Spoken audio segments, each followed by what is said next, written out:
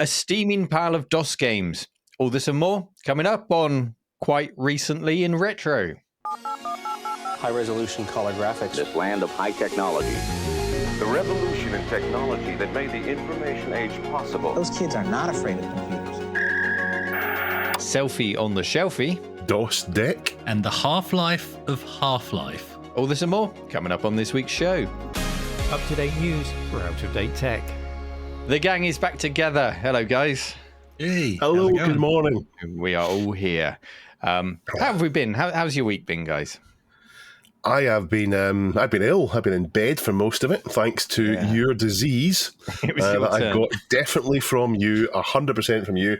I had a fantastic trip to the cave. Delighted I went down there. I drove down on Saturday. I had a quick session in the arcade on the Saturday evening. We had a fish supper in the cave, you, me, and We Pillock. did. Yeah. And then on Sunday, it was the Amigos thing, which I think you're going to talk about.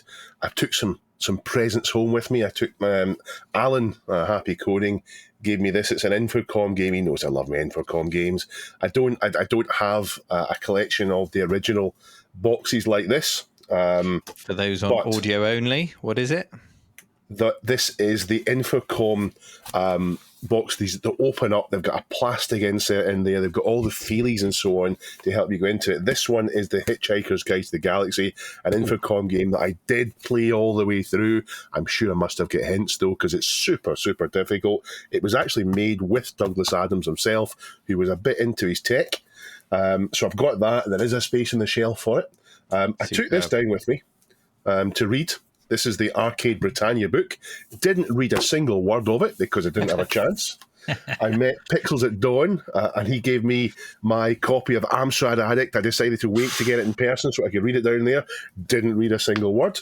And I also went shopping in the cave, and I got a book I'm looking forward to reading, the CRGP book, which is massive, a great big weighty tome. I've had a browse through it in the cave. It covers lots of games that I remember. I'm delighted I got that. So I had a great trip down there. I brought lots of toys home with me. And the thing I'm not showing you is I kidnapped Aaron from the cave. So I've got Aaron. He's still in my car. Need to bring him in. And I don't know what I'm going to do with him, but he will be seen again. Yeah, so for those who don't know, Amigos Retro Gaming Podcast is a podcast that's hosted by John, the daddy of This Week in Retro, who started it with me all those years ago, and Aaron. And Aaron also hosts many other podcasts for other systems with his brother Brent. Just a great set of podcasts. But John came over to the UK from America. It was great to meet him in person, and we hosted an Amigos Retro Gaming episode in the cave, which isn't out yet. I've edited it up, but that'll be a nice Christmas extra over on the Cave channel and on Amigos channel. And I really hope, because they so deserve it, I hope it will draw some attention to their podcast, get them some subscribers. They're doing okay for themselves, but I'd love to give them a real kick because they deserve it. Their show's so good, and it's a staple in my car on my commute. So go and check out Amigos Retro Gaming if you haven't already done so, and hear John's familiar voice if you're a long-term listener. The event was fantastic. It was great to have you down, Dave. Chris bailed on us. I mean, why he wouldn't come around the world to spend the day with us. I mean, I was literally in the country 2 weeks before, right? Low effort, Chris. So that was really great. In other news, our next episode. What was that? Is that your cats, Dave? That's the cats fighting, yes. Cool. In other news, our next episode is going to be episode 150. Wow. Pretty incredible. So that's nice that that's coming around Christmas time. And I think for the Christmas period, we might throw in maybe a bit of a looser, more relaxed episode, as if it could be more relaxed. But I think we're going to just have some fun so that we can keep some content coming for you over Christmas. There may well be the outtakes episode. We'll see how much time Duncan's got and what's going to happen. So we'll try and keep you entertained over the Christmas break. But it's nice to hit that milestone in our next episode. And I'll just mention quickly, new product from the mill, from the Retro Collective, is the Super Control Dock is now available. This is a USB adapter that lets you use NES and Super Nintendo joypads with anything, a PC, a Mac, a Mister, a Switch even. I've shown it running on a Switch, which is awesome. Use an original NES pad on a Switch. So that's available. shop.heba.co.uk. All the links in the show note. Go and check that out if that tickles your fancy. Chris, what's been tickling your fancy this week? I'm still trying to figure out how I came back from the UK with Neil's disease, even though we didn't catch up with each other. It's quite amazing. Powerful. It's spread far and wide. Neil's disease, it's an official name. But no, so I wasn't there, obviously, for that. What I have been doing, finally got around to playing with my Atari 2600 Plus, which is great. And the most liberating thing about that is I've now been able to, because I've made my own video, I've been able to watch everybody else's, because I put a self-embargo in place, and there's some fantastic content out there on it. So, yeah. Chris, I've seen so many packs being sent out for reviewers, free packs. Did you get one of them? As an influencer yourself, did you get a free 2600 Plus? Of course I did not. You did? But did not. Why would I rob myself of the experience of going and spending my own money on the device I don't even need? Look, I've seen the packs. I watched Dan Wood's videos, the first one I jumped on after I'd made my own, and the pack looks absolutely stunning. It really does. But then I've seen, and I'm not going to mention channels because it's not a dig at anybody in particular, other than the fact that you've got a channel like Reese's, who is clearly a all-time Atari enthusiast. He didn't get a pack. And then you've got some other channels that are, let's say, even younger retro gaming enthusiasts, and they seem to get freebies from everywhere. They get freebies from PlayStation Australia for a start. They've been sent one of these packs, and you think, why didn't somebody like Reese get sent a pack when somebody like this that probably has no attachment, no nostalgia to the system does? It just seems a bit weird. Dave? So I saw a Twitter conversation about this last night, and Atari have they've subcontracted the promo packs out to another company who's done it. Now, I don't know what they use to do it. I've seen people, I mean, Ian Lee unboxed it, and he's a good person to unbox it. I quite enjoyed his unboxing. He kept it nice and short as well. He didn't do the normal, I'm only going to unbox this, and I'm going to take 15 minutes to do it because I want it to be over 10 minutes. No, he did it quite neatly. But there are people like Reese who I think were in better getting one, and I think they're just going down the lazy influencer route. Here is the stuff you'll get from this company. We do lots of different things. You'll get this, you'll get that, you'll get this. And I don't really watch those influencer console channels. I'd rather have other people. I know people have asked Neil why he's not done one, but Neil doesn't do, and RMC don't really do reviews of things. Neil doesn't like to have to try and rush something out that way. Reese's review is really in depth. It's a really deep one. Yeah, I do reviews from time to time, but I never rush to get the latest things reviewed. Like when the Amiga Mini came out, everyone was asking me, when are you going to review the Amiga Mini? And it's like, what's the rush? What's the rush? There's 50 years of home micro and console history to be playing with. I might get to it at some point, but you've got a million other people reviewing it. What can I add to the party while putting the pressure on myself to get it out at the exact time that the embargo lifts on a review? It's just, I don't know, it's silliness. But in terms of who they're sending these out to, I think it just comes down to numbers. To be honest, who's got the biggest numbers? Where can we get the most exposure? It's just traditional advertising. There's nothing new about that. How can we get it in front of? No, I didn't. Okay. How can we get it in front of as many eyeballs as possible? I didn't ask for one. I wasn't offered one. No. So, I don't know if that's because I don't do reviews and that's known, or I'm just not on the radar. Because, yes, I just think in our niche, I am a big channel, lists. But on the grand scale of things, I'm not a huge channel. Yeah. Yeah. Anyway, Chris. Speaking of promotional stuff, right? Can I do the world's worst promotion ever? Okay. So if we had have been doing this episode for last week, this would be brilliant because I'd be saying, hey, next Saturday is the Perth Amiga User Group Meet 10, and we've got Amiga Bill as our online guest, so it's going to be fantastic. Nice. Don't forget to get your tickets. However, we didn't do an episode last week, so now all I can say is, if you're not watching this, hopefully you're already at the Perth Amiga User Group Meet, because this episode will drop at exactly the same time as we're hosting the meet. But anyway, we do have Amiga Bill. We're very grateful to Amiga Bill for being our online guest. So it'll be great. Ever. It'll be fantastic. So if the numbers are down on this podcast, it's because everybody's too busy having a good time at Porg, right? That's what it is. That's the influence at Porg. That just suck away our entire audience because they're all there. Well, it's great that you've got Bill. Bill will will make a really great contribution to that.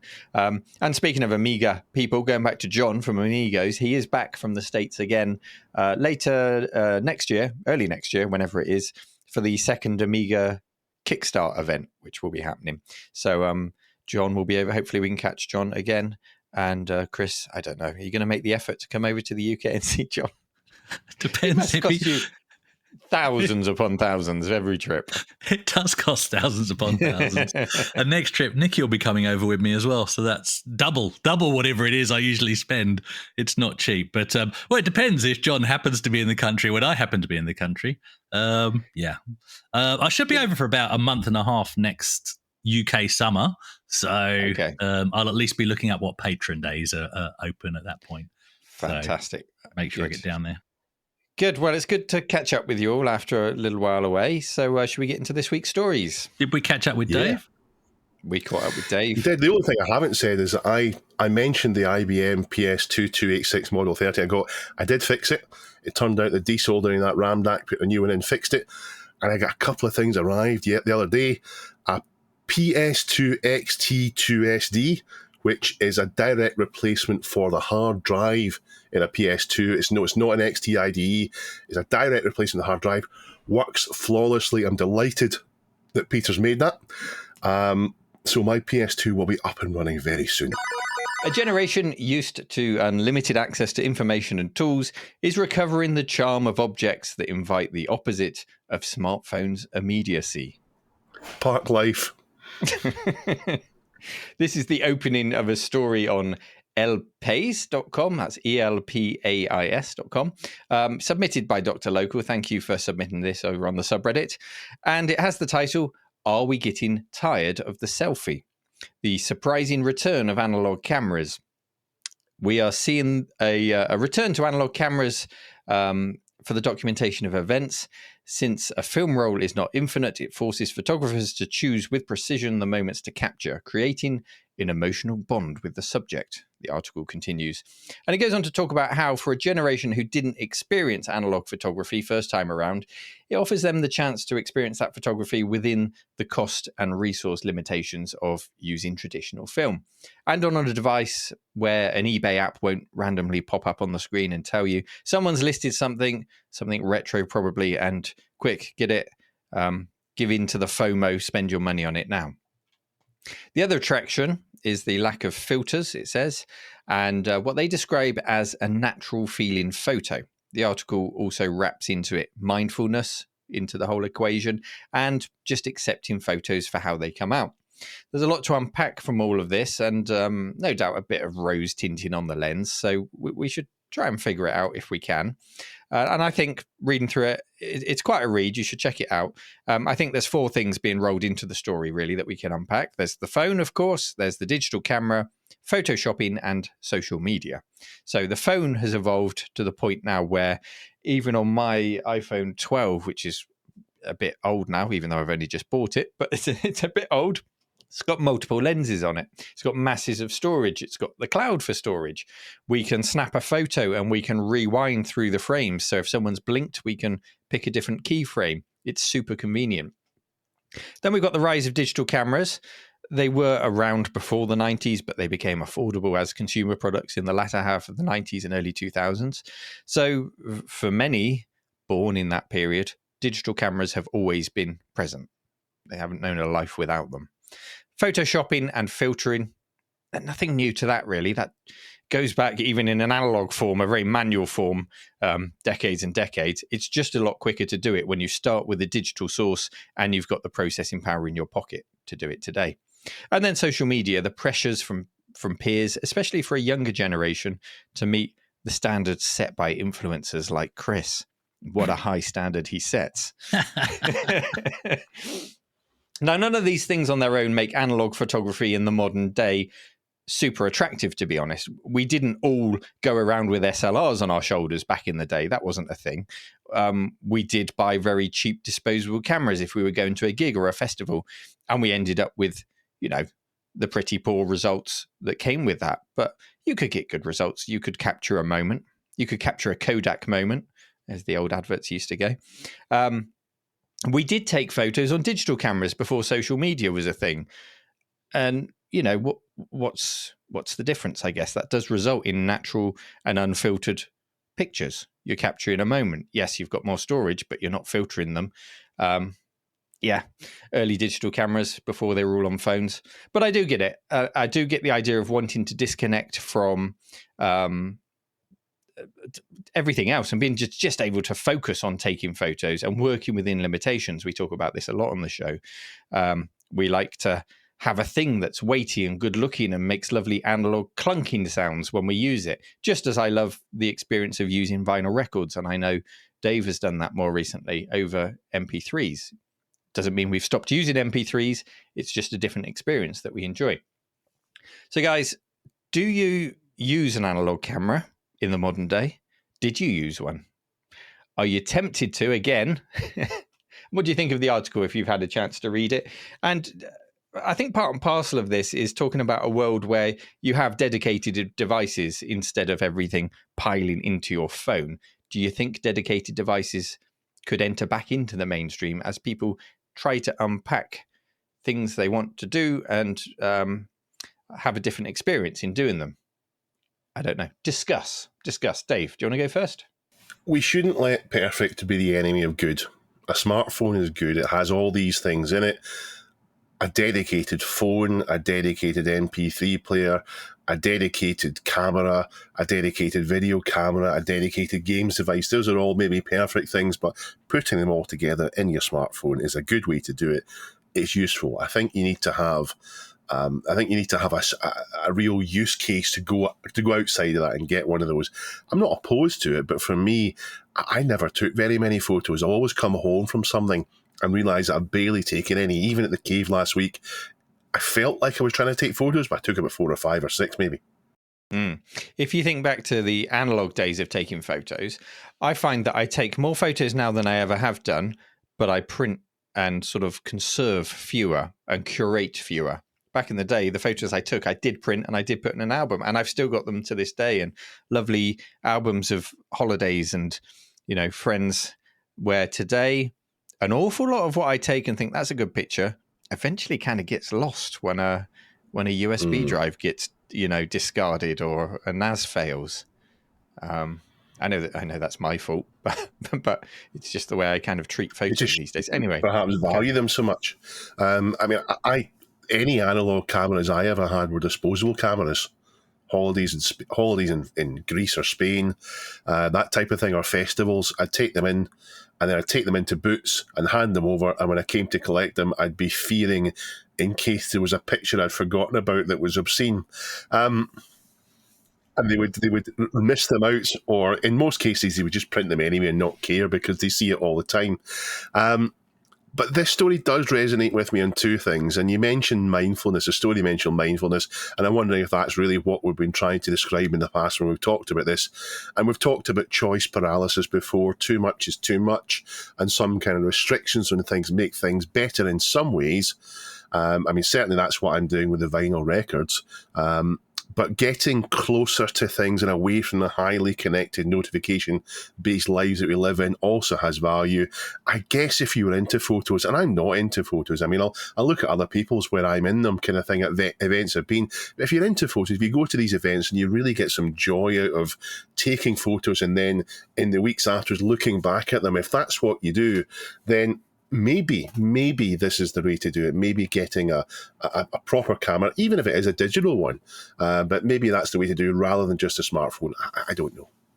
I've always liked the idea of having a photo development room in my house, with the lights dimmed and the chemicals and the pegs, dipping. It always looks so cool. But I've never done it. Anyone ever developed photos that way? No. No, I've never developed. No, I do turn the lights off when I go to sleep at night. That's about it. Yeah. I'm not sure that I results in recently- any further development for you, Dave. Well, none for this podcast. I recently changed my phone to a Pixel 7 and it takes fantastic photos. And the big difference I've noticed is that it doesn't need a lot of... Thank you, Dot. It doesn't need a lot of light to do that. It doesn't use a flash very often. I can turn the flash on, but it'll take pictures in low light that have a lot of depth in them, and that's a huge difference in any pictures I've ever taken up to now with it. So my photo taking skills are so poor. I need all the help I get, so I'll stick with that. And I think part of that forms the argument for old analog cameras, because it's not that the sensor in a mobile phone has got much, much bigger over the years. It's because you've got things like AI helping things out. You know, it might take 10 photos and then amalgamate them into one to get the best quality picture out of it at the end and use some AI. I don't know what the software's doing. You know, very few of us do. But the fact is you get a result that you're happy with, and it's super, super convenient. I've never taken pictures in the past that I'm really happy with. The only way I've been able to take good pictures in the past is bathing things in enormous amounts of light, and even then, it's almost like it's overexposed. So this little phone here is doing what I've always wanted to do with it, and I don't think I'll change from that because I've no skill in taking photos. Chris, I know you have some photography history. I wouldn't call it that. I'm a bit like Dave. I certainly have no skill, so the modern devices where they make up for that are actually a welcome thing. But I mean, I can still remember. It's all right for me to say I've not got any skill, but you can't say it about me. I'll not take that criticism from you. No, but whatever. But I mean, I still remember my first ever camera. It was a Christmas present one Christmas when I still wanted toys. I was very young, and I got given one of the Kodak 110 cameras. You know, that sort of elongated things with the cartridge film in, which I'm pretty sure only took 12 or 24 photos. And you had to put this thing on top with 4 batteries in it that would then you'd put the flash, the globe, the cube, the flash cube, and you had like 4 bulbs, one on each side of the cube. And they were one use only. Like the bulb would literally explode to give enough light for the photo.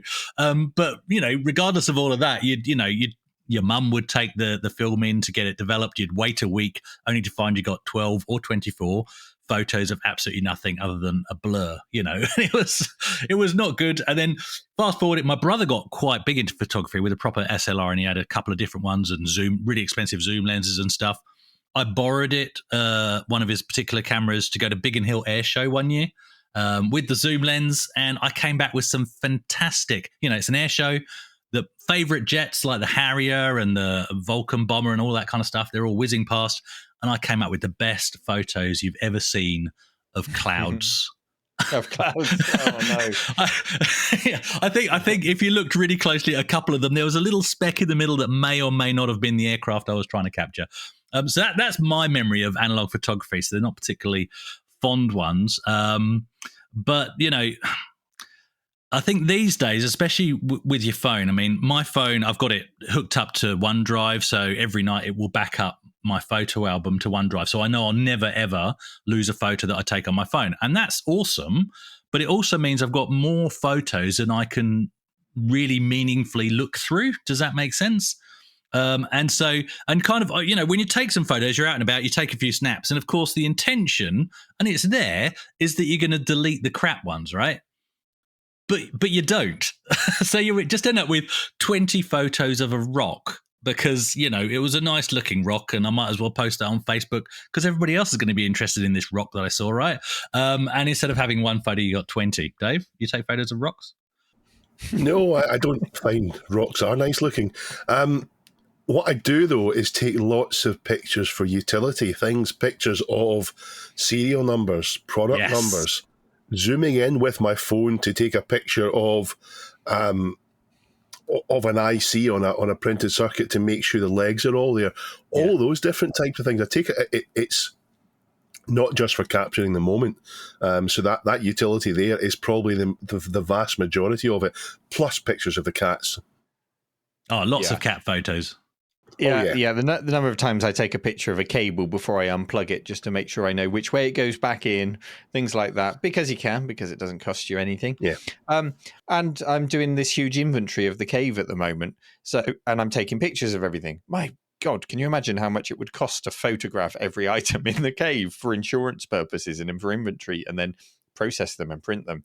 So I'm grateful for it for that. So in summary, I think it's a wonderful hobby. If you're into photography, I think it's a nice way to do it. I think it will probably make you a better photographer because you're thinking about everything and the cost involved in the outcome and trying to make sure you nail it every time. Great hobby to have, and I admire people that do it. I don't want to take anything away from them. I don't think analog cameras are going to come back into the mainstream, but I wouldn't be unhappy if we saw more dedicated devices. We're not short of dedicated digital cameras, but there are things creeping into them, extra features and things. What are you doing, Dave? Are you taking a picture there with your phone? I've just taken a selfie. I'll get Duncan to add it in. And I think we're all fans of the dedicated MP3 player and things like that. We've talked about that in the past, but I think phones and their multi-use functionality are certainly here to stay. We are sponsored, thank you very much, by PCBWay.com. Thank you very much for sponsoring us. I'm actually just about ready to hit the button to order my Nuvo Plus 3 and build a Spectrum up from scratch with a disk interface built in. Someone thought they might have a spare board, but it's not quite the one I'm looking for, so I'm going to put my order in to PCBWay, and hopefully I'm not going to mess it up, and I'm going to build my Spectrum up from scratch. I have an order coming from PCBWay, Dave. What's coming from you? Not PCBWay, Dave. That's a whole different service. PCBWay.com. I had a message to say something has been shipped, and I thought, I haven't ordered anything. What is it? No, it's not an Atari 2600 Plus, but this is the kind of deal that I get, Chris. This is what I get sent. I'm going to read you through the list of what they're sending me. A PCBWay 2024 Christmas Edition dual-use pillow. Now, it doesn't tell me what those uses are, but it's a dual-use pillow. A Christmas edition magnetic fabric neck pillow. I reckon I can use these in the next show or when they arrive. A PCBWay Christmas edition mouse pad with keyboard with wrist rest, a gel wrist rest. A PCBWay Christmas edition thermos cup. A PCBWay Christmas limited edition lanyard. And then some regular edition lanyards. All of that is coming in the post. So I'm going to make an attempt to use it all at once in a future This Week in Retro. Make you jealous with my dual-use pillow. Did you say magnetic neck pillow? Hang on, let's have a look. Magnetic fabric neck pillow. What? So I guess once you put it on, you can't get it off. It just sort of clamps shut the magnets. That's it. You are then controlled by PCBWay. Yes. Remotely. Explain who PCBWay are. They are a fabrication company who Mr. make Sensible PCBs. over here doing the proper sponsorship slot. Well, as well as they'll do 3D prints for you. They'll do all sorts of stuff for you. CNC stuff as well. Thank you very much for sponsoring us. But I'm going to put my first order in with them, and hopefully I won't make an absolute pig's ear of it. I know they're working with you, Neil, on the PC20, which will be coming out eventually on the channel. Eventually, I've got the boards. I just need to face the prospect of putting all the components back on them. And also, we got, thanks to the board folk who reverse engineer these PCBs, we got a couple of boards from PCBWay of the Space Invaders hardware. 2 boards that click together, because a lot of the 70s arcades that we support use the same hardware. It's not just Space Invaders that uses that. It's Gunfight. Yeah. It's the submarine one, Blue Shark, is it? And a couple of other ones. They all use the same board set with slightly different ROMs. So it's great to have brand new ones of those to keep our arcades going. And it's all thanks to who, Dave? All thanks to PCBWay.com. Steam changed gaming forever, starting out as a way to deliver software updates for games like Half-Life. By the end of 2005, Valve had opened it up to sell games from other producers. The first game that I bought on it was in 2008, and it was XCOM Terror from the Deep. And funnily enough, that's a DOS game, so I was buying retro back then. Since then, Steam has gone on to dominate apparently $10 billion revenue in 2021. Massive company. And you can get older games on Steam. But another service that launched, actually, I thought it launched much more recently, but it was 2008, so it wasn't long after Steam. Good Old Games, now just shortened to GOG.com. They now sell modern games as well, but what they did on GOG that was a bit original was they packaged up the games so you didn't need to fiddle and you didn't need to know anything about DOS. You could just launch them and you get straight into the games.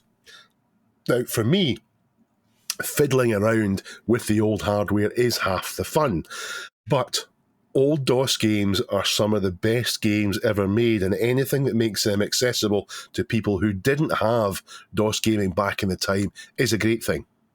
But even before we had GOG and Steam, we had abandonware, and I loved browsing Home of the Underdogs because it had an in-depth summary of every game on there. And you could find games that people had missed by, people had passed by, and get them there. And of course, abandonware isn't really a legal thing, and that place mostly existed to close the gap between games that nobody was selling and modern platforms, because for a long time, 2 or 3 years after a game was released, it would get the budget re-release and then it would be forgotten and abandoned. But that's changed, of course. A recent arrival is Exodus, which in their own words is an attempt to catalogue, obtain and make playable every game developed for DOS and PC booter platforms. So a PC booter platform is where, rather than going into DOS, you would go straight into the game. It was quite a mid-80s thing. Now, Exodus is not a legal way to play the games. I'm not sure people are too bothered about it. I think the reason to buy from Steam and GOG is because it's all packaged up and ready to go. It's not because it's difficult to get hold of the games. Otherwise, you can Google it and you usually find them. But it gives you a useful platform to run them in Scum VM or DOSBox and makes the experience as smooth as possible. I don't actually use it myself because I've got the old PCs, but it is a really smooth experience and we're curating it all. But in the last few years, with the Nintendo Switch and now the Steam Deck, mobile gaming is getting deep and serious. It's not just platform games. And that's where this week's submission comes in from Dr. Local. It's an article on PC Games N, which tells us that you can now play DOS games on the Steam Deck, presented in a nice tiled layout that match the Steam Deck layout to make it easy and seamless to play them. I don't have and I won't buy a Steam Deck. I don't like handheld things, but I think it's fantastic that the door is being opened for these games, because I think one of the most important points in games history is when SVGA graphics, sound blasters met hard disks, opening up worlds of possibilities and giving us games and genres we'd never seen before that just weren't possible until the early 90s. So there's lots of people who missed out on that and lots of people who will get access to it now. Neil, what's your favourite way to play DOS games? And for people who have never dabbled in DOS, what are some standout classics for them to try? Well, Dave, I'm going to give you an opportunity here not to get a lot of angry comments, because you mentioned how handheld gaming or mobile gaming, you kind of insinuated that until now it was only platform games. So let me dial that back just a little bit. I'm thinking back to a Game Boy. I'm thinking back to a Game Boy where it was more simple games. Now people are using the Steam Deck and the Switch. In fact, they probably have been for however long the Switch has been out, to play really in-depth games, adventure, strategy, and so on. And even FPS games, online gaming, and so on, where it was a bit simpler before. Yeah, I'm sure there's plenty of examples where that's not the case. Things like Advance Wars on the Game Boy Advance, Pokemon, RPGs, things like that. There are plenty of things, but yeah, I get what you mean. Simpler games, and now nothing holding back handheld systems from running full-on DOS games or AAA titles on your Switch, for example, on the move. So as I've been doing recently with BioShock and things like that. Anyway, back on topic. I'm very lucky in the fact that I have a lineup of DOS machines in the cave in the museum here. I can sit down, I can experience those old games, and that's my favorite way, on original hardware. But at home, I don't have any retro stuff at home. It's all at the museum. So I have bought in the past from GOG. I've used ScumVM. I've used various other modern engine recreations like Exalt, like OpenTTD, that let you find the original files from the game, pair them up with the engine, make sure they're in the same folder, get them working. It still requires a certain amount of configuration to circumvent, being a pirate, or paying up front to someone like GOG to get the game up front and all working for you. Now, as you said, when you download from GOG, you look at the package, you look at the folder, you'll find often DOS boxes in there, you'll find the game is in a folder, all there neatly organized, ready to go, and you just run it and it works, and it pops the emulator up and it works seamlessly. If you're in any doubt that they're cheating in some way, you can copy that game folder from GOG onto original 486 hardware, and once you've fiddled with your auto exec and your config sys, which is the thing you're trying to avoid with GOG, you can get it working. It is the exact same original game files, which is really nice. The advantage of using an old PC kind of calls back to the first story about cameras. It's about the fans, it's about the CRT, it's about the chuntering hard disks, and that's brilliant for just immersing yourself in the nostalgia. It's a big if you're revisiting games that you used to play. If you're going back and playing games that you never played out of interest, then does that matter so much? Does it matter if you're playing it on a modern machine or an old machine? Because you're there simply to find out about the game. I mean, it's nice, it adds to the experience, but I don't think it matters as much. And just as an aside, for anyone else that thinks I'm holding up the gatekeeping flag, I'm absolutely not. I'm saying that any way that playing these old games fit around your busy life, so long as it gives you some degree of fun, because that's what it's all about, then it's never been easier thanks to these modern services, and there is absolutely no wrong way of doing it. That's just my personal preference because I have the luxury of the cave. Now, I think you asked me games to try, what games people should try if they've not dabbled in DOS. People maybe who grew up with a SNES or a Mega Drive and never really had the PC gaming, they moved on to maybe a PlayStation or Xbox and so on, just totally bypass DOS. If they want to go and experience some of the greats on there, what should they play? Yeah, okay. So I'd probably lean towards genres that they perhaps couldn't play on a SNES or a Mega Drive or whatever, or even... No, it wasn't an Amiga, this one, but I'm going to recommend Indiana Jones and the Fate of Atlantis, point-and-click adventure game, LucasArts, lovely SVGA color. You've got a familiar face, a familiar brand in Indiana Jones, so it's not all completely alien to you. And it's not a hard game. You can progress through Indiana Jones and the Fate of Atlantis quite easily and feel that you're making progress. You can play it on a tablet even with Scum VM. It's perfect for some mobile gaming, although if your screen's quite small, hunting the pixel for some of the objects might get a little bit frustrating. But I'd recommend that.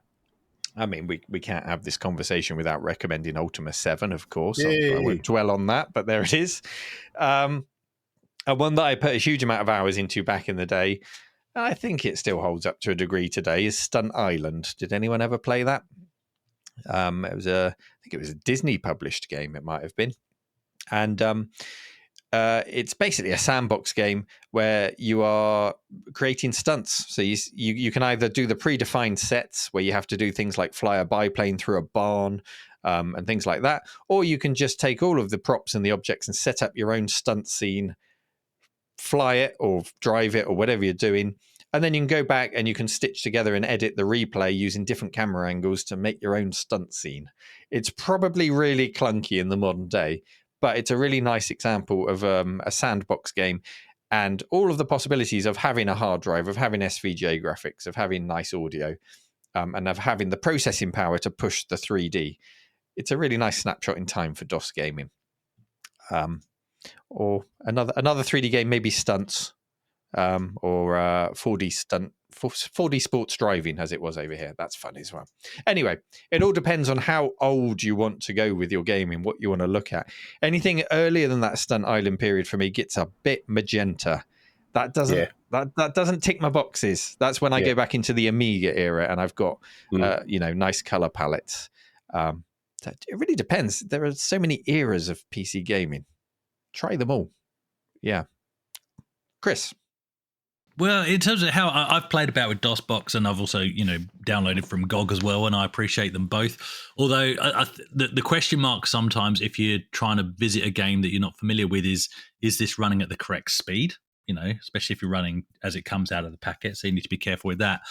For me, that's why I've now got the 386DX, and that's just a personal nostalgia trip.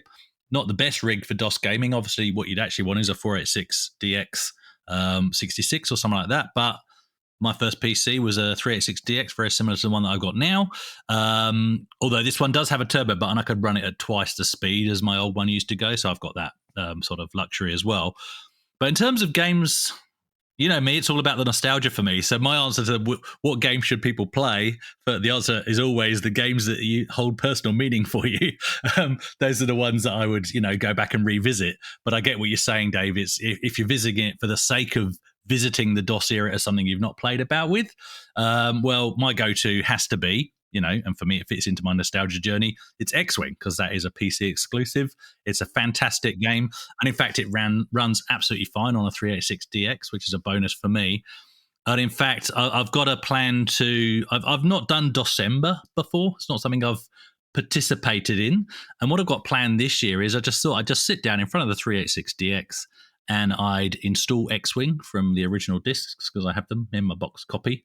And I'll see if I can get it working without any assistance from the interwebs, with sound on a 4 meg 386DX, and also with the first PC joystick I ever owned. And I've got another one here, which is the rather lame QuickShot QS113, got one in the box here. So I need to install the drivers for that, because that is how I first played X-Wing, was on this very same joystick. So I'm looking forward to doing that as an experience, and I'm also not, because I do know X-Wing requires a ton of base RAM, and configuring it to actually get sound working was a pain in the butt back in the day.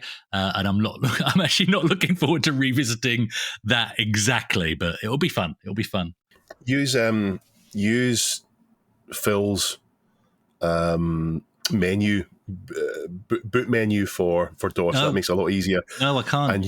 I'm going to use nothing from the internet. I'm not going to look up anybody else's tricks. Nothing.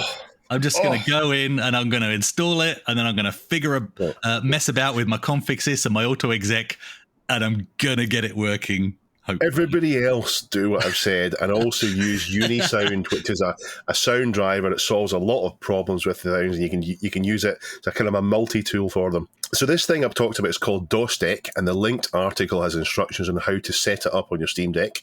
So if you do give it a try, especially if you didn't do DOS, please do let us know. There's lots of people that missed out on DOS gaming, and it is really worthwhile going back to. Lots of the stuff has aged well. Some of the strategy games and so on, like XCOM, have aged really well. There's lots of sequels to them, but the sequels maybe go too much in depth. Even if you look back to Civilization, it's a lot simpler than the later games. So lots of things to discover there. Point and clicks, as Neil said, fantastic. If you do that, let us know in the subreddit or in the YouTube comments or on the Discord. Housekeeping time with Dave is here. Have no fear, he'll keep things clear. It's housekeeping time with Dave. Is it housekeeping time, Neil? It is. It's housekeeping, Dave's briefs, whatever we're calling it now. The part in the middle of the show where we touch on stories that were submitted to our subreddit, reddit.com/r/This Week in Retro, which is where we look forward to reading all of your stories that we submit and hopefully include them in the show. And who knows, sometimes we'll give people other than Dr. Local a chance to have their stories included, Dave, won't we? Also some updates and anything about the show people need to know. That wasn't a dig, by the way. Thank you, Dr. Local, for all of the stories that you submit. Absolutely. Always interesting stories from everyone on the subreddit. And then we pick them out and have a discussion, or if we don't, we like to mention them in Dave's briefs. Yeah, where he keeps these stories. So what have we had this week? Ian Lee said that having an emulator with hundreds of games overwhelms him, as it does many of us, and he doesn't know what to play. So a picture of an 80s equivalent was posted, and it's a picture of a box of discs. Yes, it's easy to forget that many of us did have hundreds and hundreds of copied discs in disc boxes. So it was just as easy to be overwhelmed.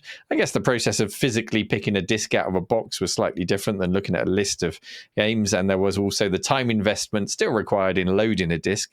But you would sit for a few minutes and decide, what am I going to play today from this massive box of discs? So thank you, Sybil66, for submitting that story. A seamless edit there by Duncan. You would never have known we had to go back and check who that was that submitted it. Thank you, Sybil66. Dave, what else is in your briefs?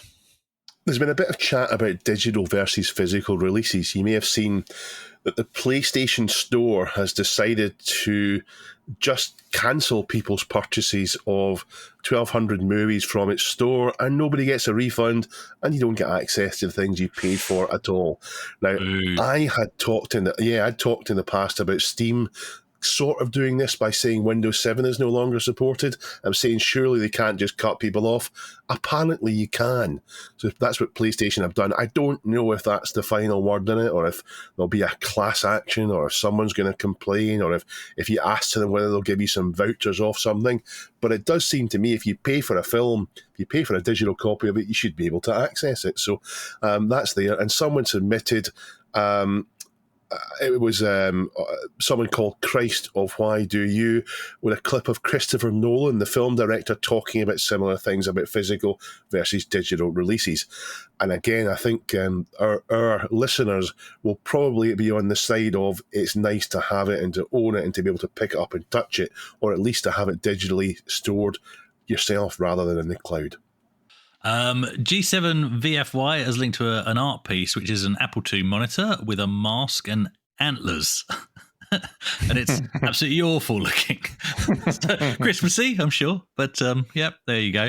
And also what's now known as the Pico Gus, or the Pi Gus as we were calling it, or the Pigus, I think, as Dave likes to call it. It's reached version 2, and it turns the Pico into various different ISS sound cards. Fantastic project. Yeah, that's something we talked about years and years ago, the use of either FPGA or other devices to give you the option of reconfigurable ISA cards. Yes. And now it's a reality, a reconfigurable sound card to be whatever you want. I love it. Love it. It's been around for the project's been around for a while, but and it's always had little updates. But this is maybe the first time it's got a milestone 2.0 update to talk about. Yeah. And we'd also like to welcome our new patrons. If you'd like to support the show, head over to patreon.com/This Week in Retro. And our new patrons this week are John with an H, Tink Time, John without an H, Scum Buddy, and Gareth. So thank you all for supporting the show. We really appreciate it. And we're just so glad that you enjoy what we do. And hopefully we'll do it for a long time to come. And I think that's the end of your briefs, is it? One more thing. I do want to say thanks to people for sharing. As we reach the end of the year, some podcast apps, I think they call it a wrap, and they tell you what your most popular podcasts are. I've been blown up. People have been talking about how this is their most popular podcast and so on. It's amazing when people do that. It never really feels real to me that we do this and thousands of people listen. But yeah, it's true. I'm sure it's not just me, right?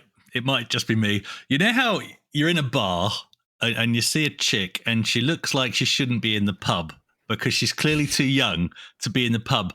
But what's confusing is she's actually working behind the bar, and that's why you're confused. So old. And then you find out, I'm not sure how, but that she's like around 25 years old. And she's not too young to be in the pub at all. It's just that you're so old that everybody else so old, Chris. That young. I feel old. So I old. feel old. I don't even want to know how he found out she was 25. I was going to say, this is a hypothetical. This is a hypothetical. What was her name, Chris? What was her name? It was a hypothetical situation. Person doesn't exist. I just know it happens, right? I just know it happens. Anyway, to segue into the story. The point that Chris is trying to make. It's the point. Maybe you're more familiar with this other scenario when you're watching motorsport and you realise that all the best F1 drivers in the world are 12 years old. And then you realise they're not 12 years old; they're 25, right? The classic Everybody one looks the classic so young. One is the moment you think policemen are too young. Yes, they are. That's what the are they? classic one, They're not even old enough to drive, and there they are with guns in their pockets, running around the streets, pretending to be policemen. Anyway, apparently they are 25 or above, and that kind of thing. But anyway, this is how am I going to segue this into the actual story? It's how I feel about Half-Life. It seems new and modern still to me. But actually, it's 1 year older than my twin boys. It's 25.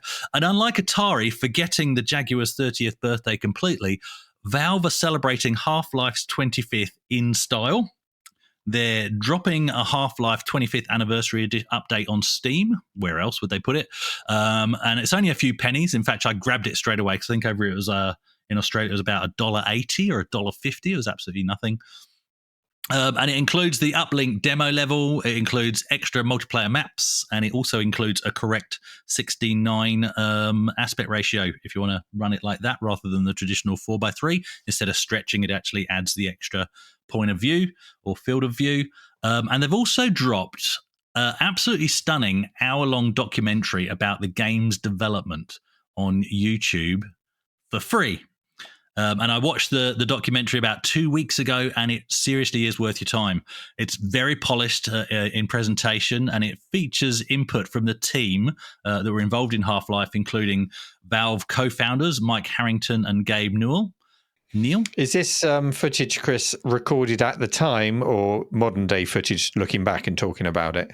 Modern day footage looking back, okay, with some other stuff interspersed. Yeah, as I'll come to, but definitely some footage of the offices and stuff and what they looked like and photos. I always that's what I like to see, going through the old offices and seeing the old CRTs and the development kits and things like that. I love that. So it's them with current day interviews, but and fresh capture footage of the game, but in the development stages. But yeah, definitely throwbacks to back in the day as well. The co-founders, engineers Jay Stelly and Jan Bernier. Artist Steve Theodore, Harry Teasley and Chuck Jones, texture artist Karen Lure, level designer Dave Ryler, designer Greg Kuma, and a few others as well. It's almost as if you're reading them off a list, Chris. It's almost as if I'm reading them off a list. And then quickly double checking if I've spelt one of them wrong. But anyway, it actually says Gred Kuma. I think that's meant to be Greg. Gred Kuma. Anyway, Gred. But no, what does make it interesting, and kind of going back to your point, Neil, as well, but the doco is not just about the story of Half-Life. Hang on. The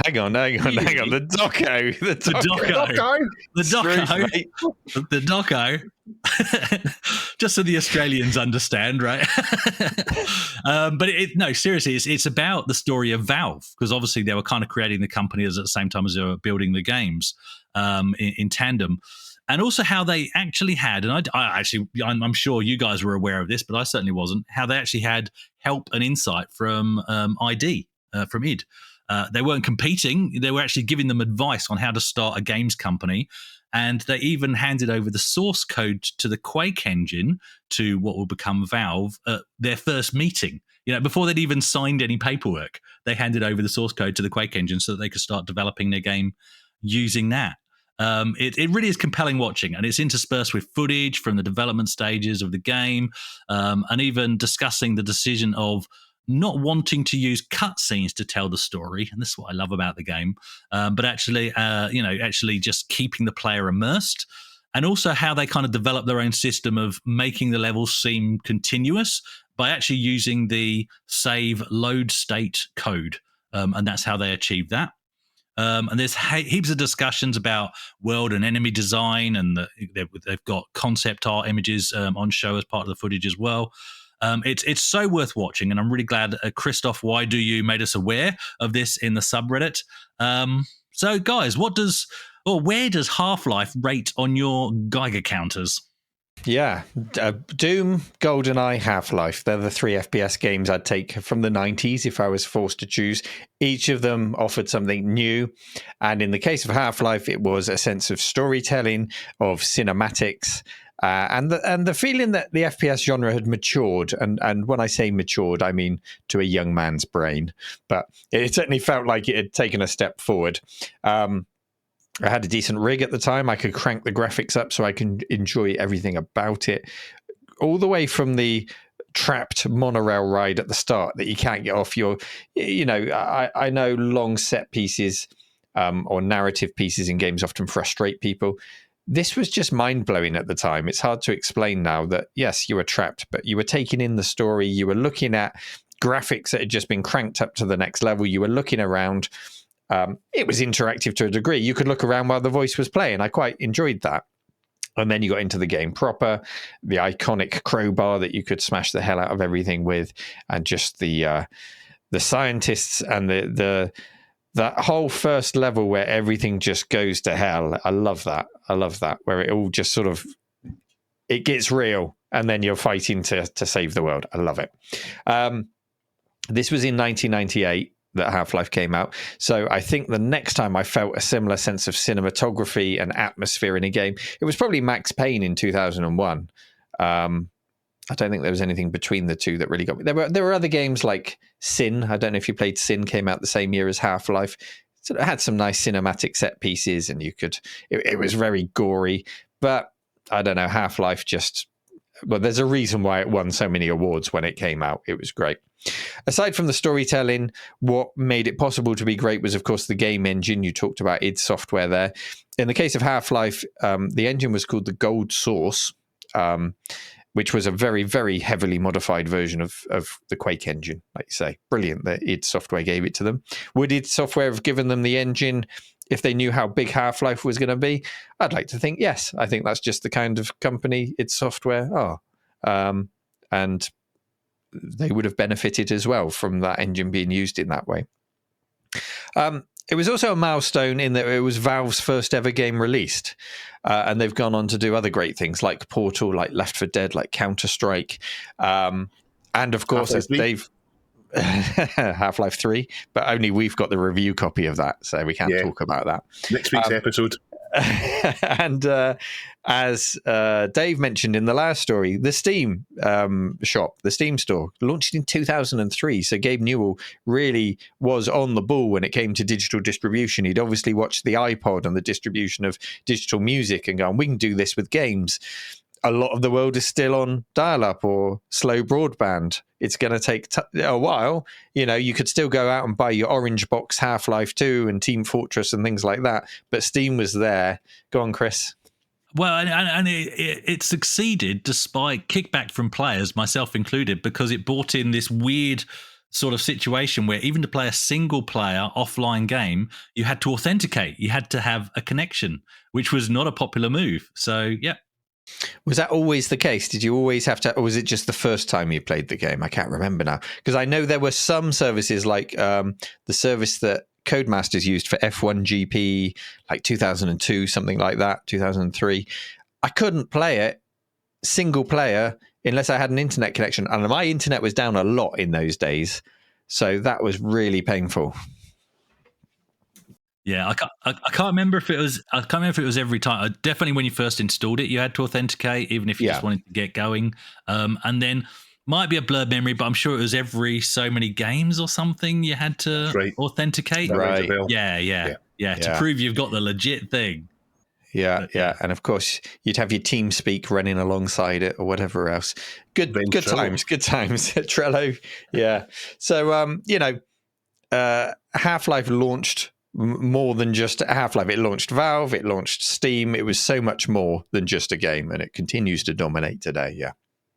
My first FPS love was Ultimate Underworld. It's not really an FPS, but yeah. I always want to point it out that's came out at the same time as Doom.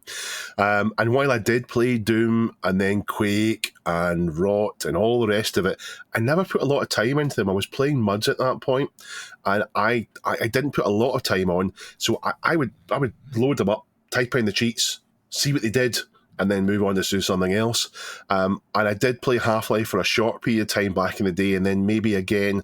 I started to play it 4 or 5 years ago, and I didn't get sucked into it and compelled to continue, which is strange because I did enjoy the storytelling going on and the depth of it. I didn't realise this back in the time, but it's much deeper, as you both said, and much deeper than just Doom or Quake. So I've looked at the remaster and I'm thinking maybe this is the way I'll play it. I look at the required and the minimum specs. Minimum 500 megahertz processor, recommended 800 megahertz. So that's not what people would be using in 1998. Minimum 96 mega RAM, recommended 128. Recommended 32 megabyte plus video card and Windows XP. So I'm delighted that means that it's not one of these things that's been shoved through Unity and needs a modern computer to use. I'll be able to use the enhanced, remastered, or whatever you want to call it, version, the 25-year anniversary one, on an old PC on a 4:3 monitor and enjoy what's slightly better, but the real experience back in the day. So maybe that's the inspiration. I'll need to play it. Certain standout. I mean, I absolutely loved Half-Life, played it start to finish, and it just had so many standout points for me. Like one of the characters, I think they just referred to it in the documentary or the doco, as the tentacles, and it was this thing in a big hole in a sort of a room, and it was just the tentacles poking out, and the concept was that they could hear you. They could hear you play. So the last thing you wanted to do was smack something with your crowbar, or fire off a shot, or walk too fast, or anything that would generate a noise. And it really did feel like it was hearing you. And obviously there would be, within the code, there's triggers going on, but as the player, you were so immersed in this sort of, and I'd never come across anything like that before, where literally you're scared to move too fast because this thing's going to spike your head to pieces, you know? So it was just amazing. And also, and I touched on it as part of my intro, but the storytelling without cutscenes. I hate cutscenes, and modern games just put so many in because they're so obsessed with storytelling. This is a perfect example of a game that is so steeped in its own story, and it doesn't need cutscenes to take you out of the immersion and actually tell you that story. You're within the player the whole time, and it's just fantastic. It's a really good example. And the other thing that stood out for me is obviously it led into sort of spin-offs or stuff that was started in the modding community, like Day of Defeat, Second World War multiplayer shooter, and of course Counter-Strike, which became massive. And the weird thing is these were more popular than at the time. You know, you did have mods for, well, okay, it was a couple of years later, but you had good mods coming out for Unreal Tournament, like Air Buccaneers, and there was a Star Wars one as well, which I can't remember the name of, and a fantastic Second World War shooter based on the Russian front called Red Orchestra. Now, I'm guessing I'm seeing blank faces on my other screen there that you'd not played Air Buccaneers and you've not Red Orchestra. They were fantastic, and these were all with the Unreal Engine. But everybody was so obsessed with everything that was coming out of, you know, what had essentially been, you know, dripped off of the back of Half-Life, because it had such a big following. These things didn't get a look in. So yeah, really, really powerful, really important part of gaming culture, I think. It's no secret how much I love first-person shooters, and I did play Half-Life probably a bit late in the piece, which is probably why I think it's too young to be behind the bar. It's probably around 2003 was when I played it, and it was still a stunning game to play even then. But yeah, Half-Life, it was 25 on the 19th of November, and I think it's still looking great for its age. It's time now for our community question of the week. Now, I was away for the last show, but you guys set the question, which was, which retro system's birthday do you celebrate the most and why? I mean, how deep are we going into this, guys? Are we talking about baking a cake, wearing a hat, blowing up some balloons? All of the above. All of the above. Okay. Yeah. Okay. Let's go and check the answers. Okay. The top answer is from Battle Pratt. My answer doesn't strictly qualify for another 5 years if we consider vintage retro as 20 years. Well, I mean, that's you setting that. That's not us. 20 years. But I will never forget my astonishment when a friend pulled his iPhone 3 out of his pocket in a pub. It had a spirit level on it and a Carling app that would simulate the pouring of a pint of lager. I remember that. I remember people getting their iPhones out and going, look, if I turn the phone, the beer pours. Do you remember?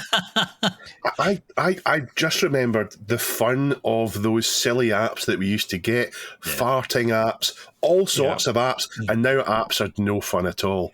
I made a farting app on Windows Phone and put it in the store, but there were so few Windows Phone owners, nobody, I think maybe 3 people downloaded it or something. So there you go. I once made an app and published it. Nice. And about 3 people used it. How did you get the sounds? No, it wasn't a farting app. It was a beatbox app. So you could press record and you could record like a little clip of you doing a snare drum or whatever, and then you could assign it to a pad, and you'd have 9 pads on the screen, so you could do. Oh, I like that. Little recordings of your voice. That's what it was. Yeah, That actually sounds quite good. It was terrible. Fantastic that you targeted the least used platform.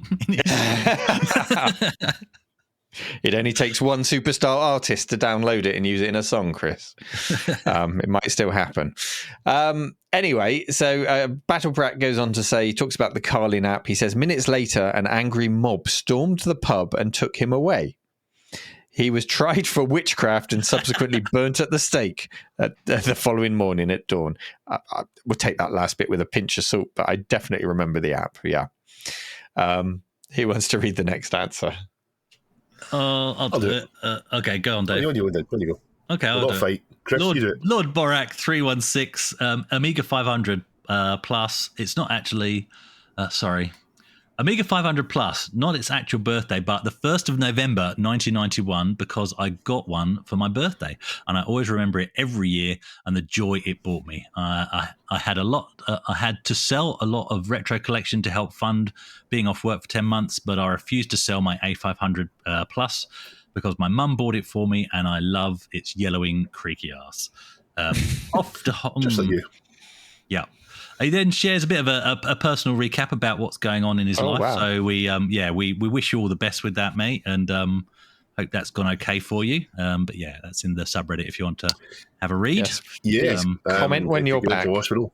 Yeah. Yes, Comment please do. Good luck with that. Hope you recover well. Yeah, and love your story about the A500, to be honest, because I think that's a good way of doing it, celebrating the day that you got yours. That's certainly one of the things I like to do. Fantastic. Every year at Christmas, I always think about the Amstrad CPC I got on Christmas Day. It's just all the more special Christmas Day for that memory. Yeah.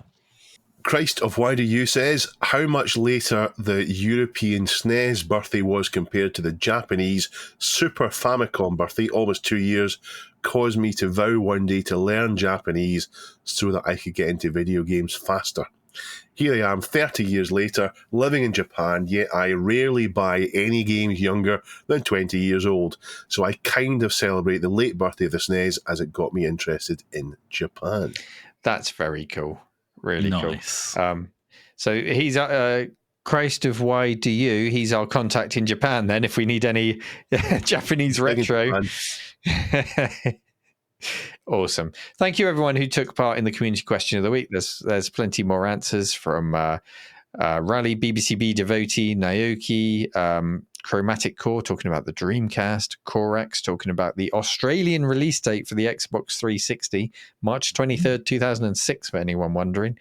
And Fulton Bot talking about the original PlayStation. And again, not its birthday, but the day they got one in November of 1996. So lots of great personal memories there. So on to this week's community question of the week. Of course, head over to reddit.com/r/thisweekinretro to take part in the community question of the week, which will be pinned at the top, or to submit stories that you might like us to talk about. And remember, you can also come to discord.gg/RMC-retro. That is our chat server. There is a dedicated This Week in Retro room. If you're a This Week in Retro patron, you get to have a pink name. I mean, if that isn't selling it, it's magenta. It's not just pink, a magenta name. If that isn't selling it, I don't know what is. But yeah, come along and chat to Chris, Dave, and I, and everyone else who listens, and the wider Cave community as well. And this week's question of the week is: what do you try to keep off your phone? Even though it can do it, do you use a different device to your phone for hobbies or activities like photography, like music, or for other things? Let us know. Maybe it can make our lives simpler and more enjoyable. Are we happy with that question of the week, guys? Sounds good. Yes. Yeah. Okay. No birthdays, no candles involved in this week's question. Good. Okay. Well, thank you, as always, everyone, for taking the time to listen. We hope you have a fantastic weekend, and we'll see you next week. And we'll start making plans for Christmas and getting all festive. And we should have some decorations up by next time, surely. Yeah, a reluctant nod. The cats. I'm not even going to try putting up a Christmas tree. Dot would have it wrecked in 15 minutes. Yeah, Chris has got a picture of a tree on his television. Yeah.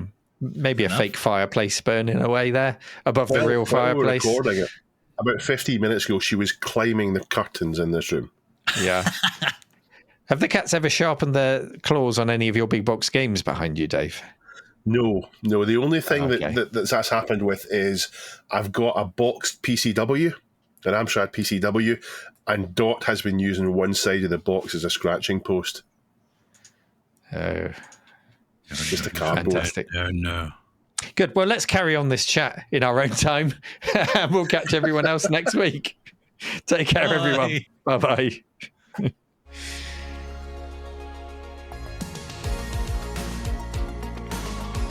This Week in Retro was presented by Neil from RMC The Cave, Chris from 005 AGIMA, and Dave. It was produced by me, Duncan Styles. The podcast version of the show is available through your favourite podcaster, including Apple Podcast and Spotify, and the video version is available on the This Week in Retro YouTube channel.